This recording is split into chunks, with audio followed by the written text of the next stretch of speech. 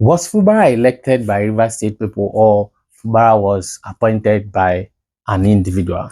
So there is this rumor out there that the FCT minister bought the forms for all political office holders in River State under the People's Democratic Party, and he single-handedly delivered them during the election season. And I ask, in a democratic system, is it possible for one man to do all this, to be able to buy forms for senators, for House of Reps members, assembly members, governors, and all other political office holders? Has the system degenerated to that level where one man will decide the fate of all these political office holders? Are we saying that it is possible for one man to single-handedly make all this happen, or make all this, or deliver these people as far as the election is concerned?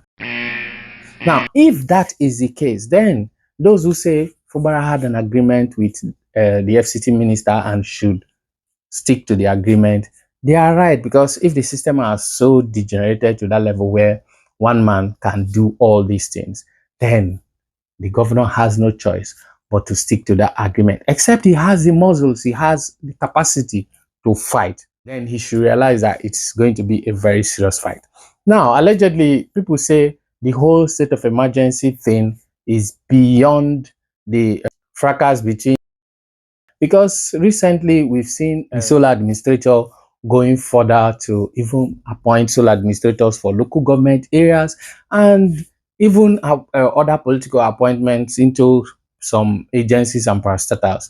So you now start to ask yourself, was it just about the feud that was going on between the executive arm of the state and the legislative arm of the state? By the time you look at the happenings, the things that are going on after the appointment of the sole administrator.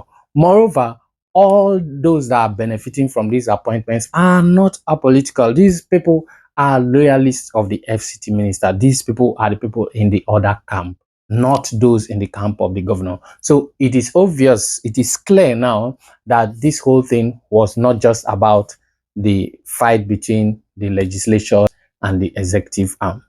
Now, you now ask yourself, I'll ask us again, did the people elect Fubara, or Fubara was appointed by one man? Now, if the people actually elected Fubara, then we expect that the people should be on the streets protesting, marching against the state of emergency. Although in the past few weeks, we've seen some protests and counter protests. We've seen some women dressed in black protesting against the state of emergency, asking the federal government to restore the democratically elected governor. After that, we saw some women in white in support of the state of emergency, saying that the state of emergency was the best thing that happened to River State, considering all they said were happening in the state. Then, after that, we saw another group of women in red protesting against this same state of emergency. So you now see that one way or the other, the people are divided. Some people are on this side, the other people are on this side. So we now start wondering, what will the people benefit from all this? Because over the years, from if you go back to 1999, when democracy came back, and Dr. Peter Odele, in fact, I would say that was one period where we didn't have these political battles between the federal and the state. One of the sons or daughters of the state representing at the federal level fighting the state government. That situation was not there. Not until when it was time to hand over to the next governor, which eventually fell into the hands of Omei after the issues Rotimi Amechi had with the People's Democratic Party and the then governor and the president. So later, when this whole mantle got back to Rotimi Amechi, there was this fracas between the incumbent and the former governor. So that thing was there. Or we were even thinking that that would be the last, until Rotimi Amechi handed over power to Nyesom Wike. This fight has been there, and the state has practically not benefited anything from all this fight. Now, this fight is going on again. If Nyesom Wike single-handedly anointed Fubara to be his successor, and this thing is still happening, then imagine when an opposition takes over power from the ruling party, how would it be like? So in all this, River State has not benefited from this whole fight. There are people who argue that River State have experienced progress over the years, but I would say that true, it is possible that there might have been progress, but more would have been achieved if there was relative peace. When I say peace, I don't mean any other kind of peace. I mean peace between whoever is representing the state at the federal level and who is representing the state as the governor. Because all these years, the battle has always been between the state governor and the minister at the federal level. So in Rivers State is supposed to be one of the leading states in Nigeria.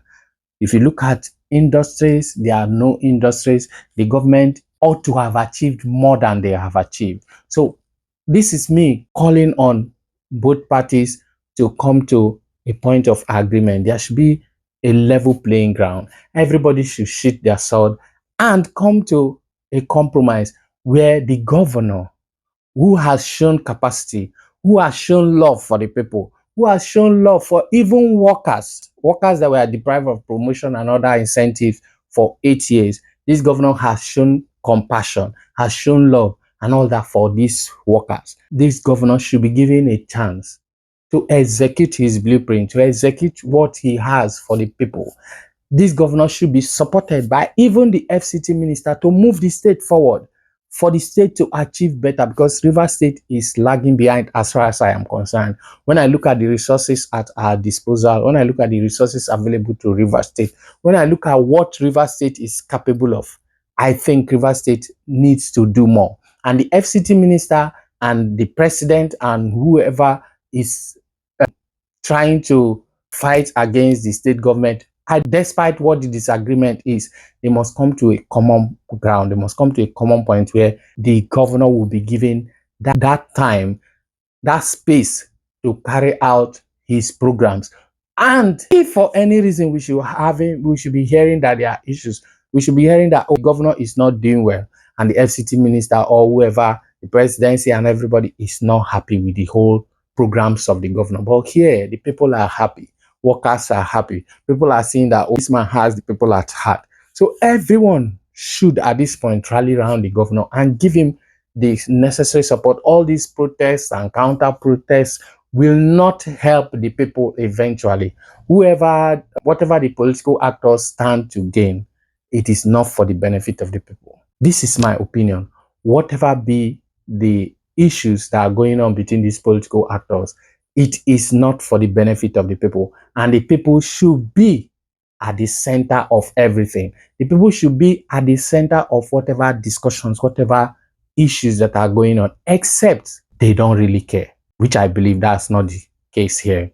So if the FCT minister, the governor, and every other person, the president, they really care about the well-being of the citizens, then they must allow the governor to work. They must give him the space to carry out his programs. This is my opinion on the happenings in River State. See you in the next video on my perspective. Bye.